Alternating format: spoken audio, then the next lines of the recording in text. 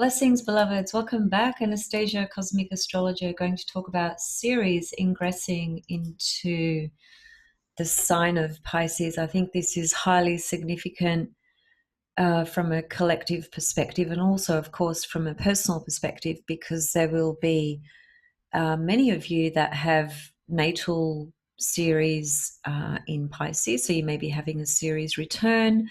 And also, it's important to check out where Ceres is transiting through the sign of Pisces in your own chart. That's going to add a whole bunch of information for you personally.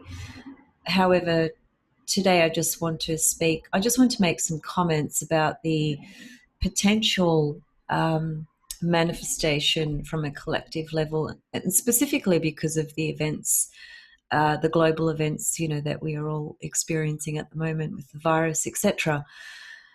So this chart that you see on the screen right here is it's done for Melbourne, Australia. So the position of everything you see is based on Melbourne, Australia. So if you did a chart for when Ceres ingressed into Pisces in your own country, obviously the chart would look very different. So I won't focus too much on what this chart looks like, but what I will bring in is the matter of midpoints, okay? And I have got a video planned for you guys relative to midpoints. I'll do that next. I still want to do the Venus retrograde video and the Pluto retrograde video as well. So I've got quite a few things to cover. But let's just have a look at this, okay? So really, first of all, the thing to note is that Ceres, which you can see, she's right up here, okay? It's that little black hook looking symbol. You can see 00. There's the symbol of Pisces, 00. So this is literally when she ingressed into the sign of Pisces, which was this morning on the 24th of April 2020 in Melbourne, Australia. So the thing to note is that we're still under the new moon, okay? You can see that here. Here is the sun in Taurus. There's Uranus in Taurus, Vulcan in Taurus, and the moon in Taurus. So this is literally just, hours really after the exactness of the new moon. However, this what you see right here on the screen, this is still a new moon phase, okay, because the moon hasn't moved far enough to go into the next phase. So then really what we're looking at is this new moon cycle, which is in Taurus, conjunct Uranus and Vulcan. I've done a whole video on that, so I'm not going to unpack that. But it is important to note that we have a new moon and Ceres has ingressed into Pisces at the same time of the new moon. So therefore, her presence moving into a different sign, leaving Aquarius, ingressing into Pisces, she's carrying through her energy into this new moon as well. So her energy is going to be, I think, quite prominent for the rest of the month relative to this new moon cycle. That's one point. The other point is that because she will actually go retrograde in the sign of Pisces, it turns out that she doesn't leave Pisces until I think it's February 2021 next year. So that means she will be in Pisces for 10 months and she will retrograde right back into Aquarius actually, and then she will move direct and go through Pisces. And then by the end of the year, she moves very, very quickly. So what will happen is towards the end of the year, she will catch up to Neptune, actually. She'll only be next to Neptune for about 3-4 days. Still, I think that's a very significant collective transit, but that won't be till the end of the year. And one other very important thing that I noticed in this particular ingress of Ceres in Pisces is that, speaking about midpoints, she's right at the midpoint of Pluto in Capricorn and Chiron in Aries. So if you were to count the degrees from 7 degrees of Aries to 24 of Capricorn, the exact midpoint would be 0 of Pisces. Okay, so there's a midpoint structure That's very, very important. I think it's very important because Pluto, um, as we know, for well, since 2008, since it entered Capricorn, we've had, quite a lot of significant changes and shifts relative to the paradigm of this, version of reality and the deconstruction of this reality, which has been happening over, 12 years or so, right? And naturally, when we saw the Saturn Pluto conjunction, which took place earlier this year, that amped things up, obviously. And then we've had the Jupiter Pluto conjunction as well in Capricorn. So we've had a lot of big planetary bodies come through in the sign of Capricorn, and now Saturn in Aquarius as well. So this is all speaking to the matters that we are witnessing at the moment and have been for quite some time, but it's been amplified and escalated, particularly during this virus pandemic situation. So the Pluto and Chiron, which is holding Ceres, if you like, the Ceres is right at the midpoint of the two. It's basically, the way to understand that is to say that, well, the Ceres in Pisces, her journey over the next 10 months is going to be defined, if you like, by Pluto and Chiron. Now, these are not necessarily positive, happy, joyous type of symbols, okay? I mean, first of all, we need to remember and understand that Ceres is a symbol of grief and loss. I mean, her story and her mythology and her pathology basically is all about the loss of her daughter, okay, through Pluto, right? And Pluto's in this picture. So the Pluto abducted her daughter into the underworld, okay? So she is the goddess that connects to food, right? So one thing to note at the moment, with everything that's going on, is the shortage of food, okay, that's been going on for quite some time. I mean, some countries are much worse off than others, obviously, okay. And when she was in Aquarius, we saw the series in Aquarius was the grief that humanity at large has encountered, particularly over the last couple of months, with the sense of loss around freedom, right? Ceres in Aquarius, loss and grief over freedom, right? Our freedom being taken away, as it were, okay? So we need to understand that the archetypes just speak through the symbolism of what they correlate to, collectively or personally. And then, of course, we have transcendental levels of things as well. So it's not just one stream, but certainly when we look at things from this 3D reality, we get a glimpse of the archetypes actually manifesting in quite a literal way. So Pluto, Chiron, we have, well, Pluto and Ceres, they're obviously connected in their mythology, okay? As I said before, Pluto abducted her daughter. So to have Pluto in this ingress, involved in the ingress of Ceres in Pisces, I think that's quite significant. Unfortunately, it's probably going to speak to more experiences of grief and loss, okay? But at the same time, we need to remember that Pluto is a symbol of transformation as well, okay? And Chiron brings in the element of wounding, deep pain that can rise through experiences that we're encountering. However, Ceres is also about renewal and regeneration, as is Pluto as well.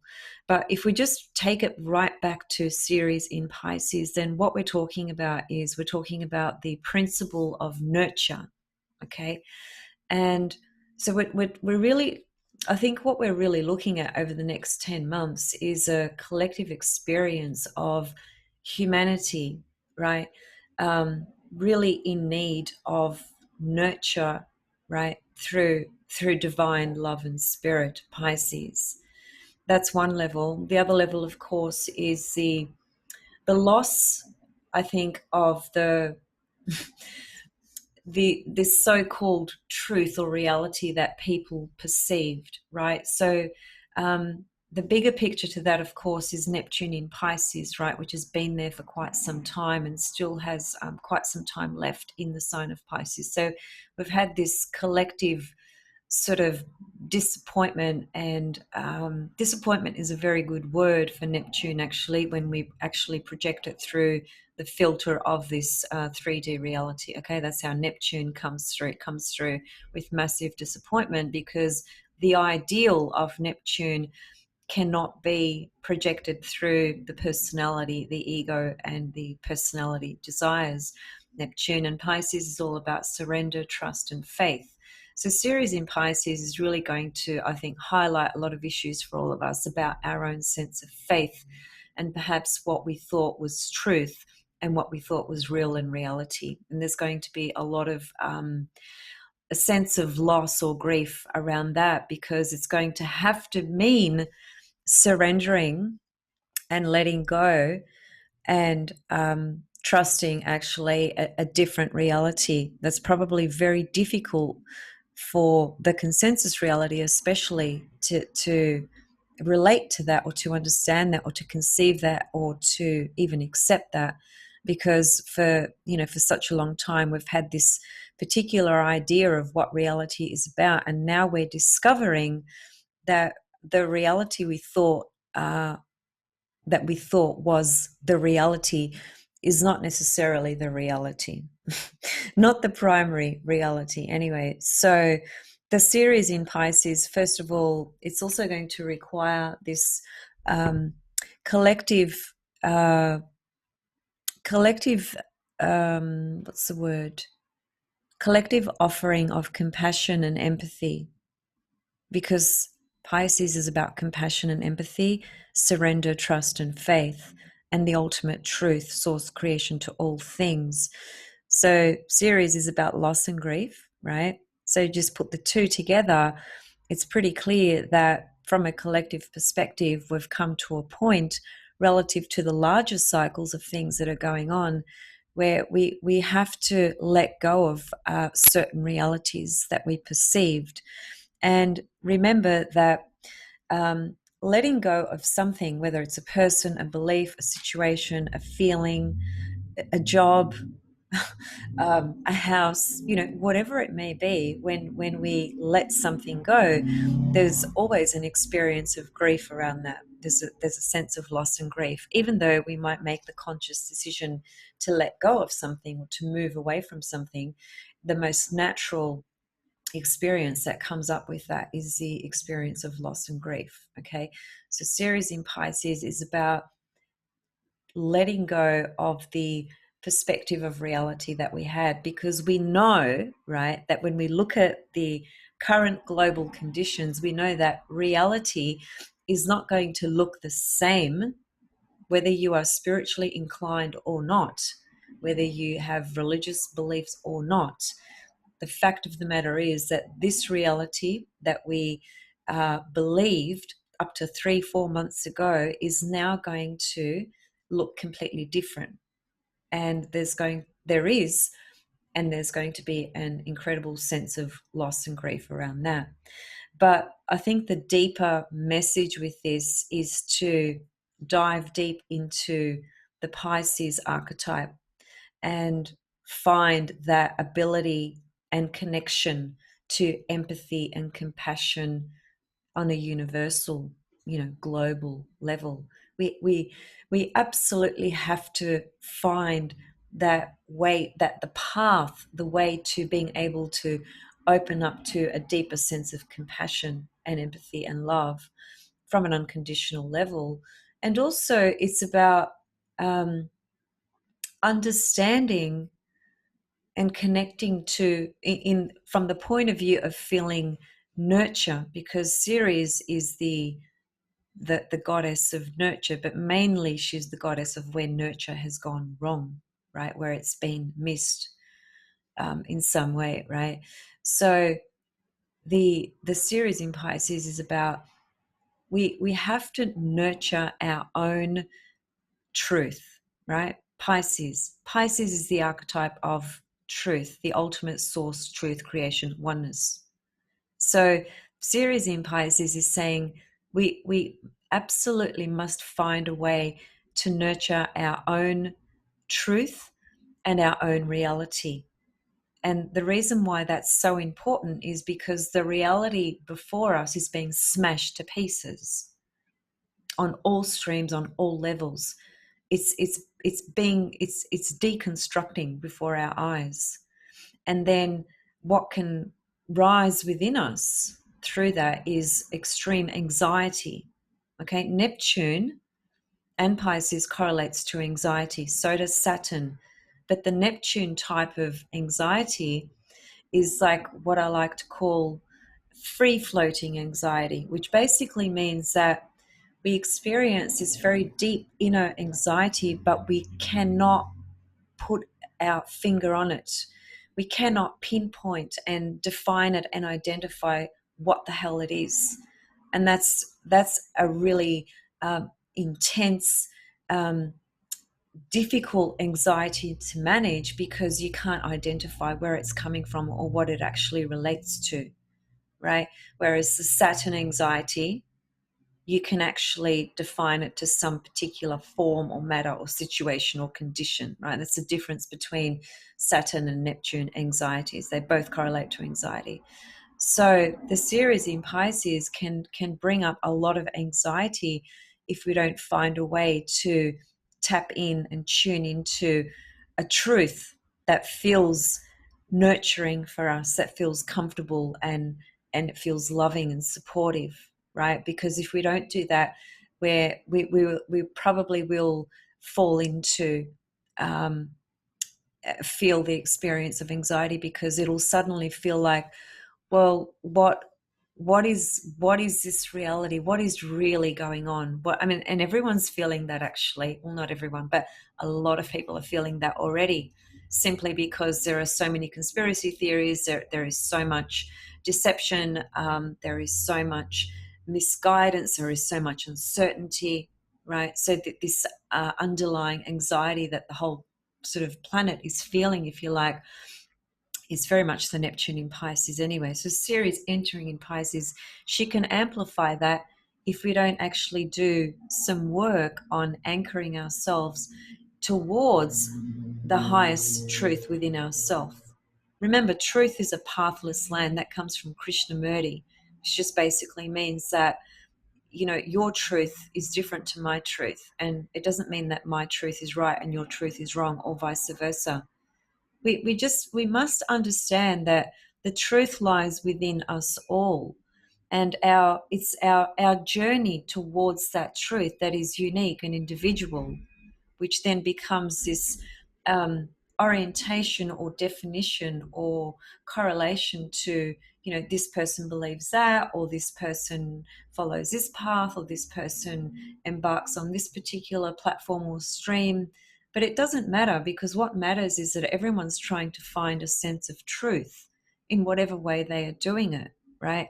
But the important thing is to always remember to come back to divine source, spirit, creation, to all things within your own self, because that's where it is. It's not out there. What's out there is just a projection. You know, it's a projection from every single body, every single person on the planet, and then the collective sort of body and soul of things as well. So again, if the focus is continuously on the external level of things, you will only find yourself just being lost. So Ceres in Pisces is going to emphasize the journey for us all personally and then collectively in the search for truth, but not looking for it out there. And also in employing a deeper sense of compassion and empathy for the earth, for the animals, for the planet, for everyone, you know. But I think where people will struggle is if they continuously project everything outside themselves and they're trying to find truth out there, because you won't find it out there. There's this extraordinary platform of misguided information that's coming from all streams, and that cannot lead to truth. That can only lead to confusion. I mean, let's just distinguish this, right? There's a difference between engaging in perhaps some dialogue, or watching a presentation or a video or something like that, but still being able to stand objective and detached and walk away and allow things to assimilate from your highest will, from your highest self, so that you can absorb and assimilate what is actually aiding to your ability to see truth, feel truth, connect to truth, which is source, which is God, goddess, divinity, spirit. That's really what everyone's looking for, whether they are aware of it or not. So the fact that Ceres is in the midpoint of Chiron Pluto, we've got this energy structure here of Chiron, which can bring in the element of an incredible sense of two very distinct things: an incredible sense of feeling wounded through the mass confusion, right? Obviously. And the other thing, of course, is the seeker who's seeking to find truth, and that becomes his path of healing, Chiron. And then, of course, Pluto is the agent of death, rebirth, transformation, right? It's the breaking down of all the structures and fears within your own self, Pluto in Capricorn. It's the paternal masculine structures that have been built over thousands of years, actually. So there's cycles upon cycles upon cycles. But anyway, Ceres in Pisces, that's in a nutshell what we're looking at. And I think from a collective perspective, it is going to be a further manifestation of confusion and therefore grief, because confusion brings a lot of insecurity, uncertainty of what we're actually moving towards in the future. What is the true reality? What is truth? What is real? This is going to be Ceres in Pisces. And naturally, wherever she's transiting in your chart, that's going to correlate to that area of your chart. And of course, then she may be forming aspects to planets in your chart as well. So that's a couple of other layers that would need to be integrated when you want to unpack it from a more personal perspective. And also, where is natal Ceres in your birth chart? You need to look at that too. Okay, so I'm going to leave it there, and hopefully just these couple of pointers and considerations might give you some guidance and some things to consider and think about for your own self. And of course, we have to think about not only ourselves, because Pisces is not about the self. Pisces is the surrender of self, actually, the surrender of self into the divine source creation to all things. So that's what this vibration speaks to. Okay, guys, I'm going to leave it here, and I'll be back soon. I'll see you guys with the next video. I'll actually do a visual video. Sending you all much love and blessings. And also, by the way, I just wanted to add, this new moon has been phenomenal for me personally. I've had the most, I don't really want to kind of go into detail of what happened to me the last couple of days, but let me just say this, that it was a spiritual impasse that broke through some pretty deep territory, and Uranus is breakthroughs. Okay, so it all happened around the new moon. This is quite an electrifying energy. It's so incredibly powerful. I hope you're all making the most of it. Okay, see you guys soon. Much love and blessings, and thank you for listening. Bye for now.